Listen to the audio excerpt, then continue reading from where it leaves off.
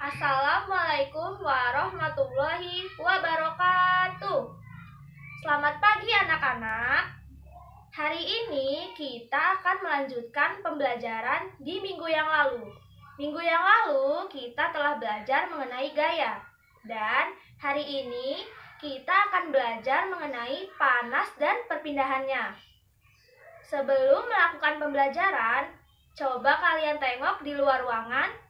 Apakah cuaca terik atau panas? Apa yang menyebabkan cuaca terik atau panas tersebut? Ya, matahari.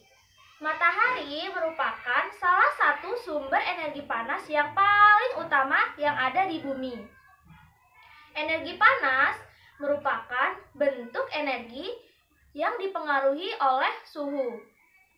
Energi panas dapat menaikkan dan menurunkan suhu suatu benda. Energi panas dapat juga disebut sebagai kalor. Selanjutnya, sumber energi panas. Sumber energi panas merupakan semua benda yang dapat menghasilkan panas. Kali ini kita akan belajar tentang sumber energi panas yang sering kita jumpai di kehidupan sehari-hari. Yang pertama yaitu matahari. Matahari merupakan sumber energi panas yang paling utama yang ada di bumi, yang dapat menghangatkan bumi dan juga menyebabkan bumi menjadi panas atau terik. Hal ini yang dapat menyebabkan cuaca di luar sana menjadi terik atau panas. Matahari juga dapat berguna bagi kehidupan manusia dalam kehidupan sehari-hari. Yang pertama yaitu untuk menjemur pakaian, proses pembuatan garam, dan lain-lain. Sumber energi panas yang kedua yaitu gesekan antar dua benda. Coba kalian gesekkan kedua telapak tangan kalian beberapa saat. Lalu, tempelkan kedua telapak tangan tersebut ke pipi kalian. Apakah terasa panas? Betul! Energi panas dapat juga disebabkan oleh gesekan antar dua benda.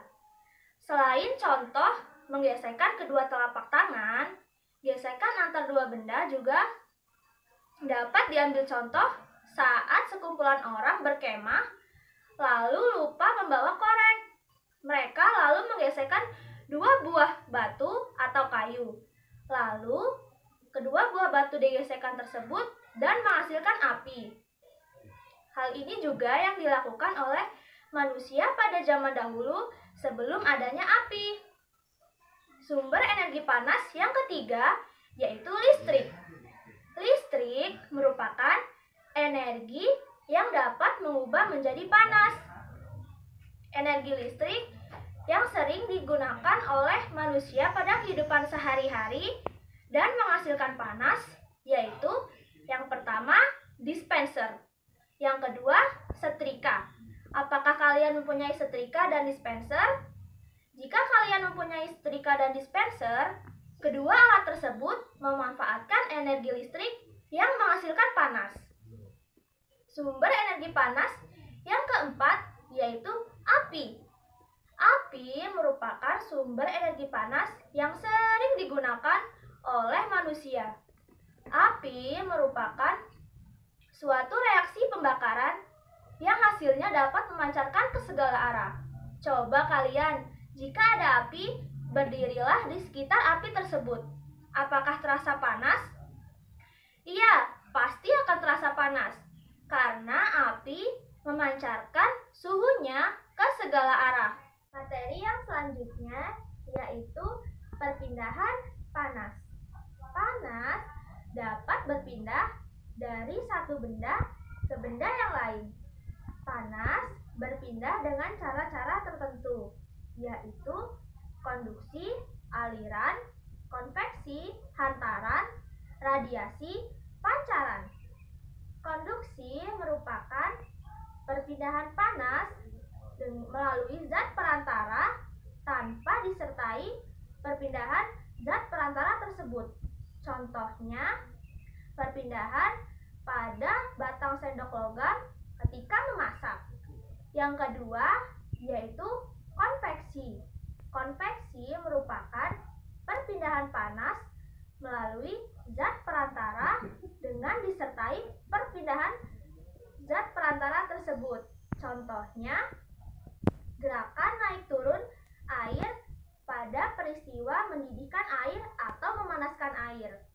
Yang ketiga yaitu radiasi. Radiasi merupakan perpindahan panas tanpa disertai dengan zat perantara. Contohnya, ketika tubuh berada di sekitar api, maka tubuh akan terasa hangat. Nah, dengan adanya 3 cara perpindahan panas tersebut, kita akan melakukan eksperimen. Eksperimen pertama yaitu tentang konduksi, yang kedua konveksi, yang ketiga radiasi. Ayo kita lakukan eksperimen. Nah, kita akan melakukan percobaan perpindahan panas, yaitu konduksi, konveksi, dan radiasi.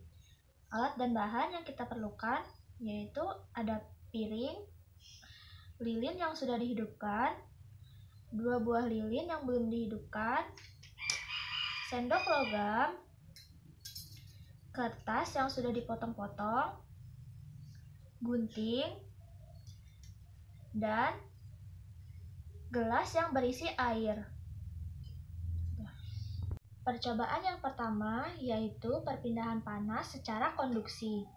Yang pertama, ambil sendok logam, lalu panaskan di atas api lilin. Tunggu beberapa saat.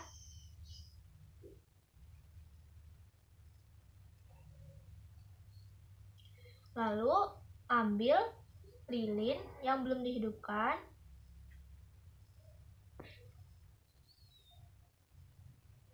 dan tempelkan ke sendok yang telah dipanaskan.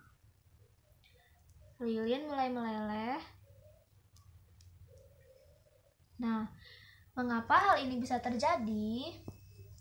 Karena sumber energi panas yaitu api tersalur melalui sendok dan lilin yang ditempelkan ke sendok dapat meleleh. Hal ini yang disebut dengan konduksi. Percobaan yang selanjutnya yaitu perpindahan panas secara konveksi. Yang pertama, ambil gelas atau cangkir aluminium yang berisi air yang di dalamnya ada potongan-potongan kertas. Lalu, panaskan gelas tersebut di atas api. Tunggu beberapa saat.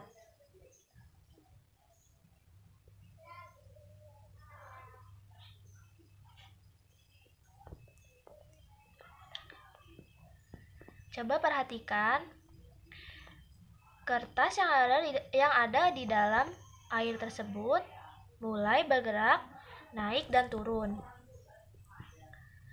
Hal ini membuktikan bahwa zat perantara kalor mengalami pergerakan atau perpindahan. Hal ini disebut dengan perpindahan kalor secara konveksi. Percobaan yang selanjutnya yaitu perpindahan panas secara radiasi. Langkah pertama, ambil lilin yang belum dipanaskan, lalu panaskan lilin dengan di atas api. Nah, lilin mulai menetes. Mengapa hal ini bisa terjadi? Ini disebabkan kalor yang bersumber dari api tersalur pada lilin secara langsung, tanpa zat perantara. Inilah yang dinamakan dengan perpindahan kalor secara radiasi. Materi yang selanjutnya yaitu manfaat energi panas. Secara umum, energi panas memiliki manfaat, yaitu yang pertama, menguapkan air atau mengeringkan pakaian, mengeringkan ikan asin bagi petani ikan asin, dan proses pembuatan garam bagi petani garam. Yang kedua, yaitu dapat menghangatkan suhu ruangan dan memanaskan air. Yang ketiga, meringankan pekerjaan manusia dengan adanya setrika dan dispenser. Yang keempat, bila diperlukan, sumber energi panas dapat menghangatkan tubuh manusia. Sebelum pembelajaran ini kita akhiri, Ibu akan sedikit menyimpulkan materi-materi yang telah Ibu sampaikan. Yang pertama, energi panas. Energi panas adalah suatu energi yang dipengaruhi oleh suhu. Energi panas dapat menaikkan atau menurunkan suhu suatu benda. Energi panas juga sering disebut dengan kalor. Sumber energi panas. Sumber energi panas adalah suatu benda yang dapat menghasilkan panas. Sumber energi panas yang sering kita jumpai di kehidupan sehari-hari yaitu yang pertama, matahari. Yang kedua, gesekan antar dua benda. Yang ketiga, listrik. Dan yang keempat, api. Selanjutnya, perpindahan panas. Panas dapat berpindah dari satu benda ke benda yang lain dengan cara-cara tertentu. Cara tersebut yaitu konduksi atau hantaran, konveksi atau aliran, radiasi atau pancaran. Lalu manfaat energi panas. Energi panas dapat bermanfaat untuk kehidupan manusia, yaitu yang pertama menguapkan air, yang kedua memanaskan air atau menghangatkan suhu ruangan, yang ketiga meringankan pekerjaan manusia, dan yang keempat, bila diperlukan, energi panas dapat menghangatkan tubuh manusia. Demikian pembelajaran kita pada pagi hari ini. Semoga apa yang Ibu sampaikan dapat bermanfaat bagi kita semua. Ibu akhiri, wassalamualaikum warahmatullahi wabarakatuh.